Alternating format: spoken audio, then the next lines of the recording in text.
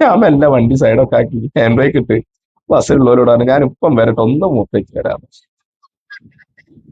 അങ്ങനെ മൂത്രയിക്കാൻ പോയ പിന്നെ ഞാൻ ഒരാഴ്ച കഴിഞ്ഞ വാൽച്ചേരി കാലത്ത് ഫെബ്രുവരി 14 ഒരു 10-15 കൊല്ലം മുന്നാ ഞാൻ ബസ്സിൽ നിന്ന് കണ്ടക്ടർ പണിയാ. അങ്ങനെ എന്റെ ബസ്സിലെ ഡ്രൈവറോട് എന്ത് പറഞ്ഞതെന്ന് വെച്ചാല് പെൺകുട്ടികളെ സൗണ്ടാക്കുന്ന ഫോൺ ഉണ്ടായിരുന്നു അന്ന്, ചൈന ഫോൺ. അത് ഓണാക്കുകയും ചെയ്തിട്ട് അവനോട് പറഞ്ഞു നാളെ രാവിലെ ഞാൻ അമ്പലത്തിൽ ഒരു ഏട്ടായി ആടെ വരണം. കള്ള നമുക്ക് അതും കേട്ട് വിശ്വസിച്ച് പോയി.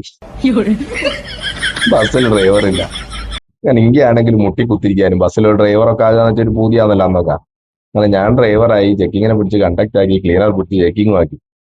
അനിയൻ തന്നെ, അപ്പൻ അനിയന്റെ മോൻ തന്നെയാണ് ക്ലീനർ. അന്ന് മോനെ പിടിച്ച് ചെക്കിങ് ആക്കി. എന്നാൽ എല്ലാവർക്കും സ്ഥാനക്കയറ്റം കിട്ടി. ആ സന്തോഷത്തെ കോഴിക്കോട് സ്റ്റാൻഡിൽ പോയാലോ കള്ള നമുക്ക് പോട്ടർ എന്ത് പണി ചെയ്തെന്ന് വെച്ചാൽ വാപ്പത്തിനെ വിളിച്ചാൽ അല്ല വാനിക്ക നിങ്ങൾ എന്തിനാന്ന് ബേജാറാന്ന്, ചെറിയോൻ തന്നെ ഡ്രൈവറല്ലേ, പിന്നെ നിങ്ങൾ പുറത്തുനിന്ന് ആളെ തപ്പണ്ടല്ലോ.